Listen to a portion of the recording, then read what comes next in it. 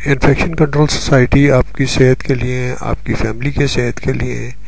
آپ کی آگاہی کے لیے مختلف مضامین پیش کرتی ہے۔ ذیابیطس کے بارے میں کافی کچھ کہا گیا، کافی مضامین پیش کیے گئے۔ ایک مضمون آپ کی سماج کی نظر ہے، ذیابیطس کے نئے مریض اپنی بیماری سے نجات پا سکتے ہیں۔ ذیابیطس کے متعلق طبی جریدے ڈائبیٹولوجیا میں شائع ہونے والی ایک جائزہ رپورٹ میں دعویٰ کیا گیا ہے کہ جن لوگوں میں حال ہی میں ٹائپ 2 ڈائبٹیز کی تشخیص ڈائگنوسس ہوئی ہے،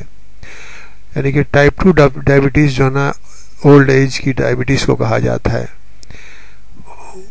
وہ اگر 8 ہفتوں تک صرف 600 کیلوریز پر مشتمل غذائیں استعمال کریں تو ان کا مرض واپس جا سکتا ہے۔ یہ بہت بڑی خوشخبری ہے کہ اس طرح اگر کیا جائے، یعنی کہ جو ڈائبٹیز ٹائپ 2 کے نئے مریض ہیں وہ اگر اب کھانے کی رفتار کو کم کر دیں، خوراک کو کم کر دیں اور اس لیول تک لے آئیں کہ 600 تک ہو جائے کیلوریز پر ڈے، تو ان کا مرض واپس ختم ہو سکتا ہے۔ نیو کیسل یونیورسٹی کے ریسرچرز نے اپنی تحقیق میں یہ دریافت کیا ہے کہ کم کیلوریز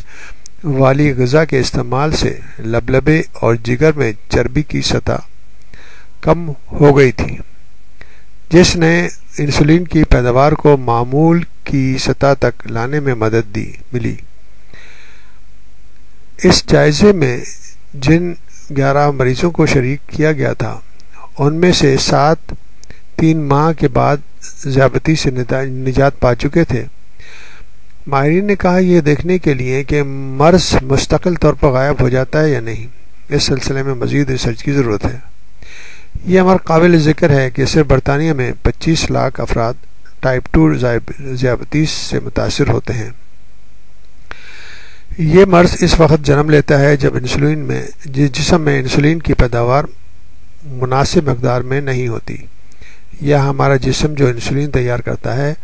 وہ مناسب طور پر استعمال نہیں ہوتا۔ ایسی صورت میں گلوکوز جو کہ شکر کی اس قسم کی توانائی ہے، جو شکر کی ایک قسم ہے، توانائی میں تبدیل ہونے کے بجائے خون میں جمع ہوتی رہتی ہے۔ حالیہ تحقیق کے سلسلے میں جو 11 شرکاء منتخب کیے گئے تھے وہ گزشتہ 4 سال کے عرصے میں ٹائپ 2 ذیابیطس کے مریض بنے تھے۔ ان لوگوں میں 2 ماہ تک اپنی غذاؤں کے استعمال میں بے انتہا کمی کر دی تھی۔ وہ اس عرصے کے دوران صرف سیال غذا لیتے رہے اور ایسی سبزیاں استعمال کرتے رہے جن میں نشاستہ نہیں ہوتا۔ اس ڈائٹ کو شروع کرنے کے 1 ہفتے کے بعد ریسرچرز نے یہ نوٹ کیا کہ تمام شرکاء کا ناشتے سے پہلے کا بلڈ شوگر لیول نارمل حد تک واپس آ چکا ہے۔ اس دوران ان کے لبلبوں کے MRI اسکین بھی کیے گئے، جس میں یہ دیکھا گیا کہ اس میں چربی کی سطح جو پہلے 8% کے لگ بھگ تھی وہ گھٹ کر نارمل 6% اور کی سطح تک واپس آ چکی ہے۔ 3 ماہ تک سخت پرہیز والی غذا کے استعمال کے اختتام پر شرکاء نے معمول کے مطابق کھانا پینا شروع کر دیا تھا، تاہم انہیں یہ مشورہ ضرور دیا گیا تھا کہ کون سی غذائیں ان کی صحت کی بخش ہیں اور کتنی مقدار میں کھانا ہے۔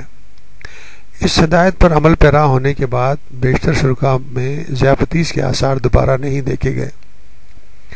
نیو کیسل یونیورسٹی کے ڈائریکٹر پروفیسر رائے ٹیلر، جنہوں نے یہ جائزہ رپورٹ مرتب کی تھی،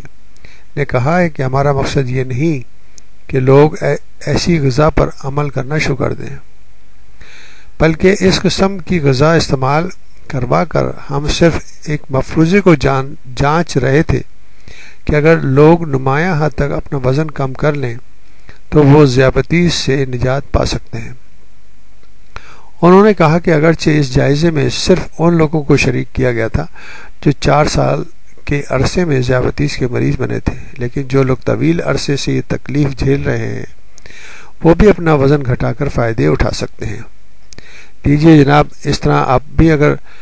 ذیابیطس کے مریض ہیں تو اس طرح کی کوشش کیجیے اور اپنے مرض سے نجات پائیے۔